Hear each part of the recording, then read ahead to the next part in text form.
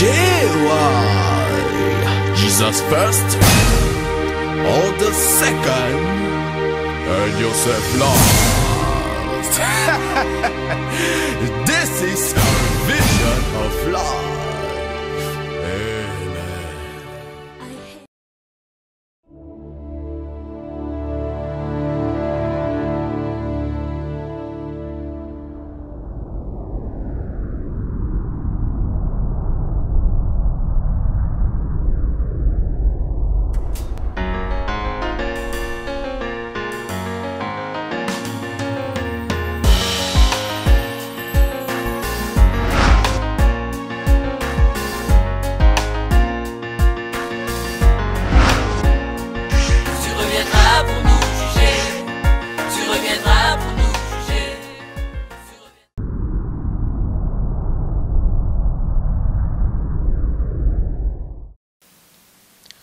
Bonjour à tous, bienvenue à votre nouvelle émission I Need Hair, l'émission à destination de la jeunesse pour tous ceux qui souhaitent prendre du recul face à leur quotidien, pour tous ceux qui souhaitent mener une vie équilibrée en harmonie avec la parole de Dieu.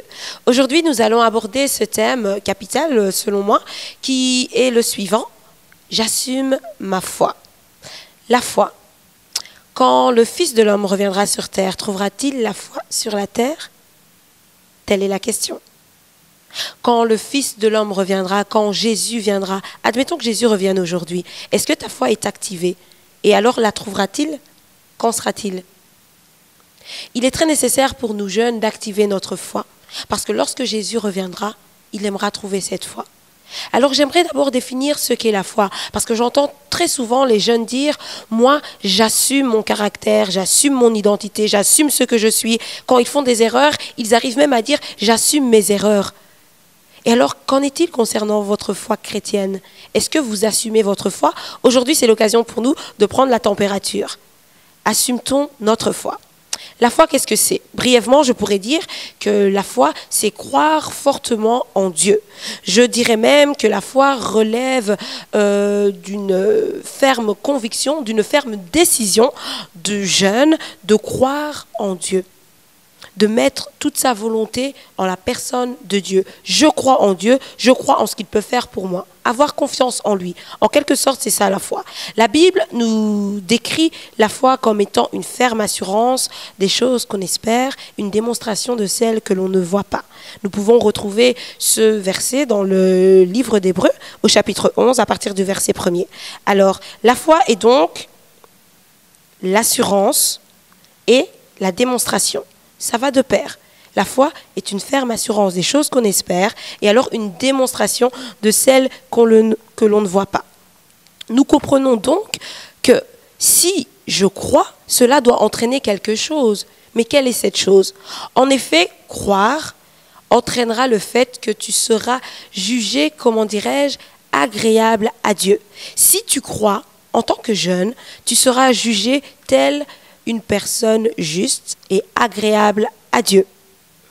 Comment je peux prouver cela? Comment puis-je le démontrer? Tout simplement parce que pour que tu puisses assumer ta foi, il faut qu'elle soit réelle, il faut qu'elle soit vivante. Nous avons besoin, en tant que chrétiens, en tant que jeunes, que notre foi soit non seulement activée, mais qu'elle soit vivante. Vivante pour pouvoir être jugée favorable aux yeux de Dieu, pour que nous puissions être jugés agréables aux yeux de Dieu. En effet, la Bible déclare, or sans la foi, il est impossible de lui être agréable. Car il faut que celui qui s'approche de Dieu croit non seulement que Dieu existe, d'une part, mais aussi que Dieu est le rémunérateur de ceux qui le cherchent. Alors j'aimerais parler à ce jeune qui me regarde aujourd'hui et qui certainement a activé sa foi. Voilà, tu as activé ta foi. C'est bien. Mais j'aimerais te dire qu'il ne suffit pas d'activer ta foi. Il ne suffit pas d'avoir la foi. Il faut que tu sois jugé agréable à Dieu. Et seul Dieu peut déterminer si oui ou non tu lui es agréable. Alors je te dirai ceci. Si tu es agréable à Dieu, c'est que tu as compris que tu dois constamment le chercher. Je l'ai dit. Or, la foi est une ferme assurance des choses qu'on espère, une démonstration de celles que l'on ne voit pas. Mais pour être agréable à Dieu, il faut que l'on puisse s'approcher de lui avec foi. croire qu'il existe d'une part, mais croire aussi qu'il est le rémunérateur de ceux qui le cherchent. S'il est le rémunérateur de ceux qui le cherchent, il est utile pour toi de le chercher pour pouvoir prouver aux autres que réellement Dieu est celui qui récompense. Comment pourras-tu dire de Dieu, tu es celui qui me récompense, si tu n'as pas fait l'acte de le chercher? La Bible le dit clairement, croire qu'il est le rémunérateur de ceux qui le cherchent. Si toi, en tant que jeune, tu veux être agréable à Dieu, tu vas commencer à avoir cette démarche-là de chercher Dieu, de chercher qui il est. À ce moment-là, tu verras qu'il te récompensera, qu'il sera celui qui te rémunère. Et alors tu pourras dire, effectivement, je crois en lui parce qu'il est celui qui rémunère, tout simplement. Alors j'ai envie de te dire, est-ce que tu es agréable à Dieu ? Et qu'est-ce que j'entends par là? J'entends, est-ce que tu as déjà commencé à chercher à lui plaire? Est-ce que tu as déjà commencé à chercher à le connaître? Est-ce que tu as déjà commencé à chercher à démontrer qu'il est réellement celui qui te rémunère? Je te dirai ceci, et je dirai ceci, c'est là un de mes premiers points. Quiconque à la foi a une vie intime avec Dieu, a une relation intime et profonde avec Dieu. Nous prendrons cet exemple. Admettons que je sois jeune et que je m'appelle Dave. Je suis Dave, jeune, j'ai décidé de croire en Dieu. J'ai mis ma confiance en Dieu. Ok, la foi est une ferme assurance des choses qu'on espère, une démonstration de celles qu'on ne voit pas. Très bien, moi je crois. J'ai cette conviction que Dieu peut tout pour moi. Et je le démontre par mes actes. Une journée type avec Dave est la suivante. Dave, quand il commence sa journée, il commence par la prière. Il décide, depuis que j'ai décidé de croire en Dieu, je veux commencer ma journée avec lui. Alors je prie, tout simplement. Lorsque je prie, je sors de chez moi et s'ensuit ma journée. Lors de ma journée, j'essaye, moi, Dave, d'impliquer Dieu dans mon quotidien, d'impliquer Dieu dans mes activités. C'est-à-dire que lorsque, par exemple, je suis au travail ou à l'école et qu'il y a un doute, je vais me référer à Dieu. Et je vais lui dire, Seigneur, voilà, j'ai un doute ici. Que dois-je faire ? Je te fais confiance. Je sais que tu as les paroles de la vie me concernant. Alors je décide de te demander ton avis. J'essaye de t'impliquer dans mon quotidien. Parce que je veux que tu me connaisses pour que moi aussi je puisse te connaître. Je veux être intime avec toi. Et alors, Dave est non seulement quelqu'un qui, durant sa semaine, implique Dieu dans son quotidien, mais le week-end mène également une vie avec Dieu. C'est-à-dire que lui, le dimanche, il va à l'église, oui. Lui, le dimanche, il ouvre sa Bible, oui. Mais ce qu'il fait le dimanche, il le fait également durant la semaine. Et c'est ce qui, des fois, nous fait défaut à nous jeunes chrétiens de ce temps. Nous sommes des chrétiens zélés du dimanche, mais ouvrons-nous nos Bibles pendant la semaine? Et quelle est l'importance d'ouvrir sa Bible pendant la semaine? Quelle est l'importance d'impliquer, comme Dave, Dieu dans son quotidien, d'impliquer Dieu dans ses activités? Quel est donc l'impact de cela? Admettons que je sois Darrell. Darrell est l'ami de Dave. Et Darrell a aussi décidé de croire en Dieu. Mais Darrell est, comme qui dirait, un chrétien du dimanche. Il ne va à l'église que le dimanche. Il a décidé que sa semaine lui était réservée et que le dimanche était réservé à Dieu. Le week-end était réservé à Dieu. Nous avons donc Dave qui est l'ami de Darrell. Tous deux ont décidé de croire en Dieu, mais Dave a un secret que Darrell n'a pas. Dave mène une vie intime avec Dieu, cherche constamment à connaître Dieu, à impliquer Dieu. Arrive tout à coup cette situation, une situation trouble. J'appellerais cela une épreuve, tout simplement. Admettons que Dave et Darrell perdent leur travail. Qu'est-ce qui se passe? Dave dira ceci. Dave, c'est celui qui a cru et qui consacre 24 heures sur 24, 7 jours sur 7, sa vie à penser à Dieu, à l'impliquer dans son quotidien. Dave dira ceci. Moi, Seigneur, j'ai décidé de croire en toi. Et moi, j'ai décidé d'être agréable à toi. Voilà pourquoi j'ai placé toute ma confiance en toi. Regarde cette situation qui me trouble. Regarde cette situation. Que dois-je faire? Ok, parce que tu es Dieu et que j'ai décidé de te faire confiance et que je suis le jeune qui veut être agréable, je laisse tout entre tes saintes mains. Et je n'abandonnerai pas ma foi. Parce que hier, j'ai lu que tu es celui qui ne change pas. Hier, j'ai lu que tu es le maître des temps et des circonstances. Avant-hier, j'ai même lu qu'en toi, il n'y a aucune ombre de variation. Alors, Dave ne chancellera pas. Et malgré la situation d'épreuve, restera ferme dans sa foi. Prenons le cas de Darrell à présent. Darrell, ce chrétien zélé du dimanche, qui a décidé de ne pas consacrer sa semaine au Seigneur, de ne pas lire la Bible, de ne pas prier pendant la semaine, mais de retrouver le Seigneur le dimanche. Darrell, suite à l'épreuve, qu'est-ce qu'il fera? Il cherchera, il tentera de trouver Dieu. Mais, contrairement à Dave, il n'aura pas cette approche. Dave, en fait, a réussi à connaître Dieu et à trouver, ah oui, tel moment, si je fais ça, Dieu me répond.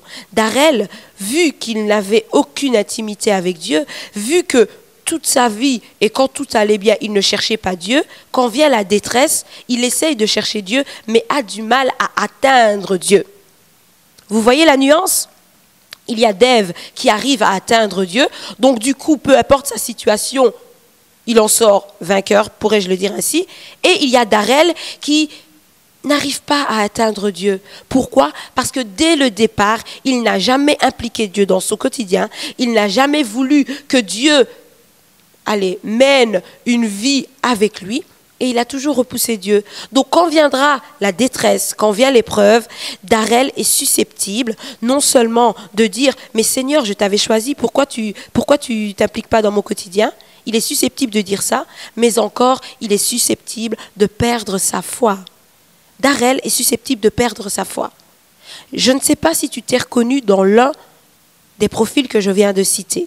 Es-tu Dave? Es-tu Darrell? Je ne le sais pas. Mais ce que je t'encourage à faire, c'est de chercher Dieu constamment, de manière permanente. Pourquoi? Quand viendra la tempête, quand viendra la souffrance, tu sauras très exactement quoi faire. Parce que le Dieu en qui tu crois, celui en qui il n'y a aucune ombre de variation, nous comprenons donc que lorsque tout va bien dans ta vie, lorsqu'il y a la joie, lorsqu'il y a l'abondance, il est le même. Lorsqu'il y a la tempête, il demeure le même. Alors tu ne douteras pas de qui il est. Tu ne douteras pas de ce qu'il est, étant donné que tu auras la conviction qu'il demeure le même, il ne change pas. Darrell, son problème, c'est qu'il n'a pas cette assurance que Dieu demeure le même. Alors il chancelle, alors il abandonne sa foi. Mais toi, en tant que chrétien de ce temps, jeune que tu es, qui désire être agréable à Dieu et qui a placé ta foi et ta confiance en Dieu, tu te dois tout simplement de savoir que Dieu demeure le même. Alors peu importe ta situation, tu auras confiance en lui. Peu importe ta situation, tu seras ce jeune qui cherchera constamment à démontrer à tous que réellement Dieu est celui qui rémunère ceux qui le cherchent. Car toi, tu seras une de ces personnes, un de ces jeunes qui cherchent Dieu pour le trouver. Et pour trouver Dieu, il suffit d'être intime avec lui. Plus tu seras intime avec lui, plus tu auras, comme Dave, ce temps que tu passes dans la présence de Dieu, plus tu le connaîtras et plus il te connaîtra également. Et à ce moment-là, c'est lui et lui seul Dieu qui pourra juger si effectivement tu lui es agréable ou pas.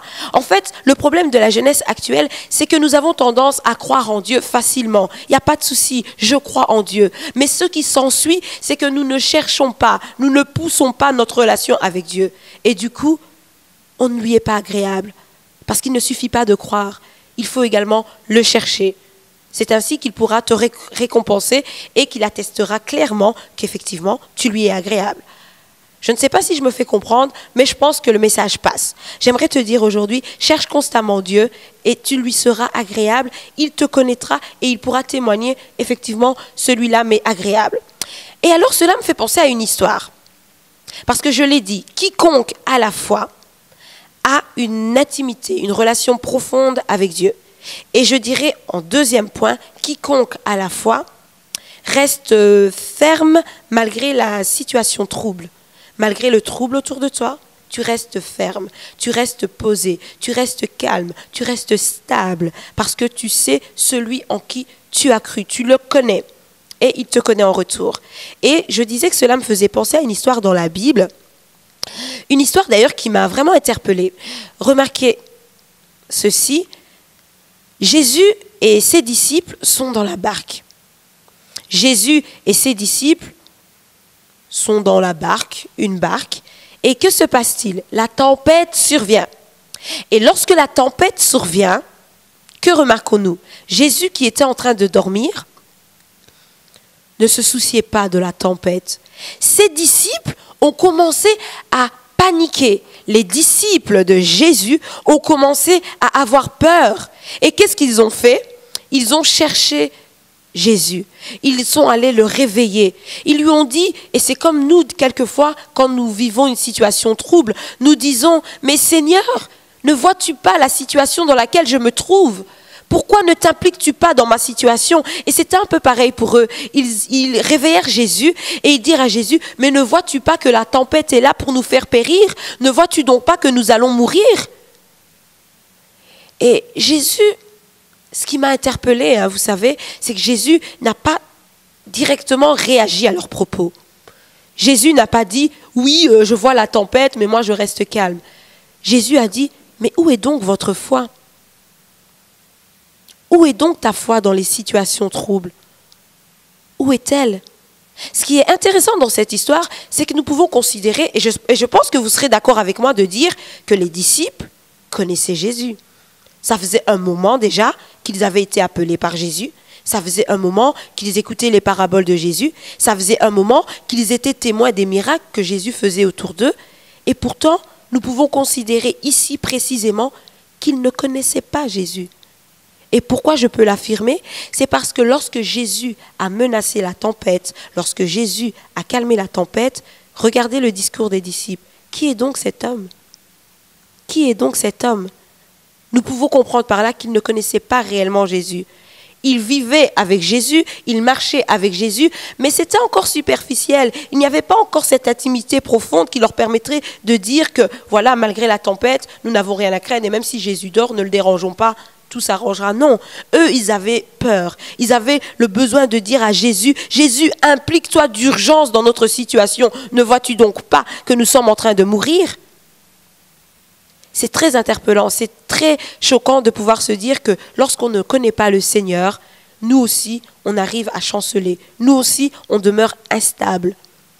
Là où il y avait la stabilité, il y a une instabilité. Pourquoi? Parce qu'on n'est plus sûr de nous. J'ai envie de te dire, comment pourrais-tu parler aux autres de Dieu si tu ne connais pas Dieu?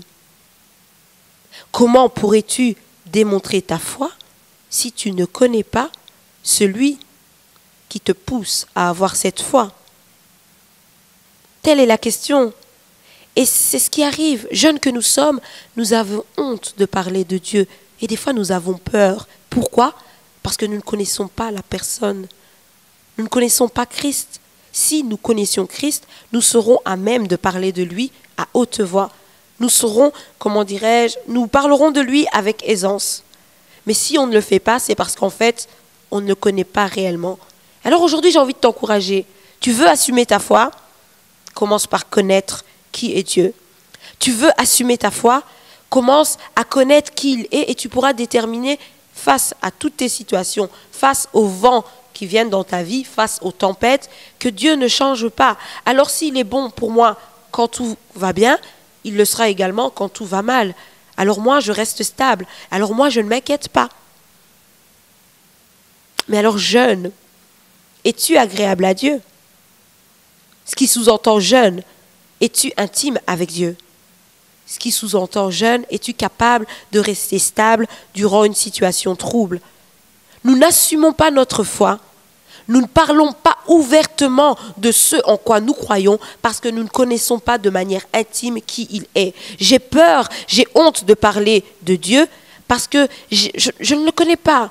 Comment pourrais-je dire aux autres, oui, celui en qui je crois me récompense, me rémunère et que toute chose concourt au bien de ceux qu'il aime? Comment pourrais-je l'affirmer? Comment pourrais-je mettre point sur table et l'affirmer si moi-même je ne l'ai jamais cherché et si moi-même je n'ai jamais trouvé cela en moi? S'il ne m'a jamais récompensé, s'il ne m'a jamais rien donné, comment pourrais-je? Il ne s'agit pas simplement d'être agréable à Dieu, d'avoir la foi, de dire je crois en toi Seigneur. Il s'agit après de demeurer avec lui intime, de manière intime, être intime avec lui, vivre une vie intime avec Dieu.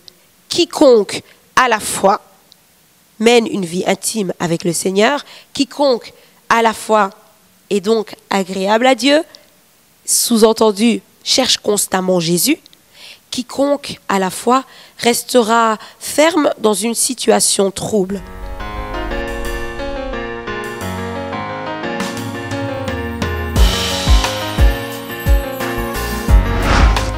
Alors nous arrivons à l'un de nos derniers points. Quiconque à la foi assume sa foi. Il n'y a pas de honte à être sur le chemin de la vérité. Peu importe que tes proches t'incendient, peu importe ce que peuvent dire tes frères, tes sœurs, j'ai envie de te dire, maintiens ta position. Ça me fait penser à Abel. Abel a été déclaré juste devant Dieu et son offrande a été agréée par Dieu. Et bien qu'il ait été assassiné par son frère, il a été justifié. Aujourd'hui encore, on parle d'Abel. Aujourd'hui encore, on se souvient de cet acte de foi qu'il avait eu. C'est par la foi qu'il a été déclaré juste et que son offrande a été agréée par Dieu. Abel. Alors j'ai envie de te dire, à l'exemple d'Abel, maintiens ta position. Si tu sens en toi que tu dois activer ta foi, chercher Dieu, cherche-le. Et si tu sens que ouvertement, tu veux exprimer ce que tu vis dans l'intimité avec Dieu, fais-le. Peu importe ce que tes pères diront, peu importe ce que tes semblables diront. En effet, ce qui t'importe, c'est de plaire à Dieu. Ce qui t'importe, c'est d'être agréable à Dieu. Il faut donc que tu aies cette foi et que tu mènes aussi des actes de foi. La foi et les actions. Pour une foi vivante. La foi et les œuvres. Nous n'avons pas besoin d'une foi qu'on qualifierait de foi morte. Nous avons besoin que tu puisses poser des actes, que tu puisses démontrer ta foi par des actes de foi, tout simplement. La foi, j'ai envie de le dire, assumer sa foi, c'est également être ce jeune qui a à cœur de rendre sa foi vivante. Lorsque tu rends ta foi vivante, tu te responsabilises aux yeux de Dieu. Tu te responsabilises, ta foi te responsabilise, ta foi te rapproche de Dieu. Et j'ai envie de savoir, peut-être que tu te poses la question, mais elle me dit d'assumer ma foi. Moi, j'ai activé ma foi. J'aimerais vraiment l'assumer. Mais qu'en est-il? Parce que je n'arrive pas à me dire que ma foi grandit. J'ai l'impression que ma foi demeure la même. Jésus dira à ses disciples que même avec une petite foi, on a la possibilité de déplacer des montagnes. Mais j'ai envie de te dire aujourd'hui que tu as également la possibilité d'augmenter ta foi. Dans le livre d'Hébreux, que nous n'avons pas lu, mais que j'ai cité, au chapitre 11, nous voyons différents hommes qui ont fait preuve de foi. Abraham, Noé, Abel et tant d'autres. Ils ont fait preuve de foi. Ils avaient une vie intime avec Dieu. À chaque situation qu'ils ont vécue, à chaque situation, sa foi, j'ai envie de dire.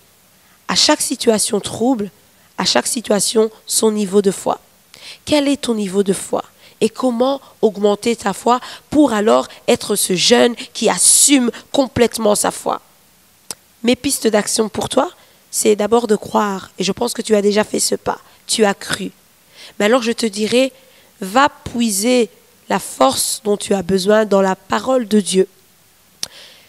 Pour faire grandir sa foi, il est nécessaire d'écouter, il est nécessaire de recevoir. Écoutez, la Bible déclare que la foi vient de ce qu'on entend et ce qu'on entend vient de la parole de Dieu.